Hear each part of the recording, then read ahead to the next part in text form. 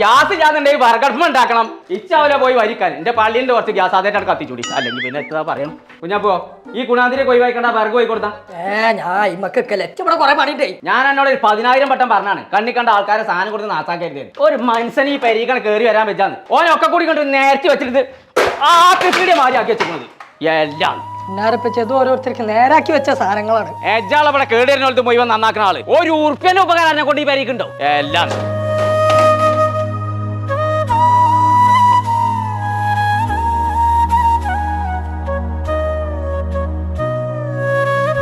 കുഞ്ഞാപ്പോ എന്റെ ഇസ്തിരിപ്പെട്ടി എന്തായടാ നാളെ നേരൊക്കെ തന്നല്ലോ. ആ അത് ശരിയാക്കണക്കാ.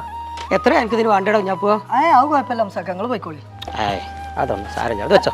അല്ലത് വെച്ചോ മോനെ, ഇത് സന്തോഷം കൊണ്ടല്ലേ വെച്ചോ. എന്റെ കുട്ടി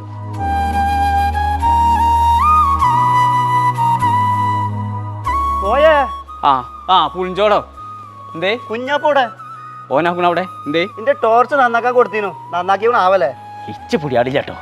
ചോദിച്ചോക്കാ കുഞ്ഞാപ്പോ എന്റെ ടോർച്ച് എന്തായി? അത് ശരിയാക്കും. അൽഹംദുലില്ലാ. നല്ല ഉസാറായി കത്തുണ്ടല്ലോ. അതിന്റെ സ്വിച്ചിനെ കംപ്ലൈന്റ് റെഡി ആയി. എത്ര പൈസ? അല്ല എത്ര ചെറിയ ഒന്നത് വെച്ചോ. അത് പറ്റില്ല.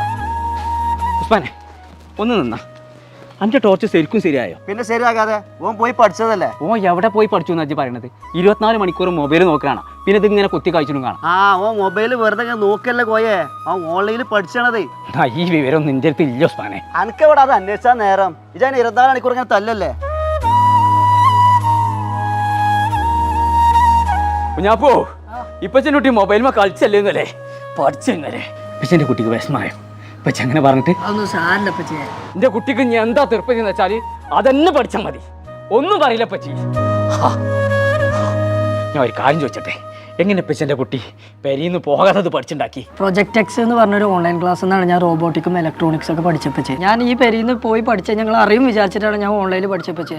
എനിക്ക് അതിനോട് അത്രക്ക് ഇൻട്രസ്റ്റ് ആയതുകൊണ്ട് പച്ചേ ഞാൻ അത് പഠിക്കണം.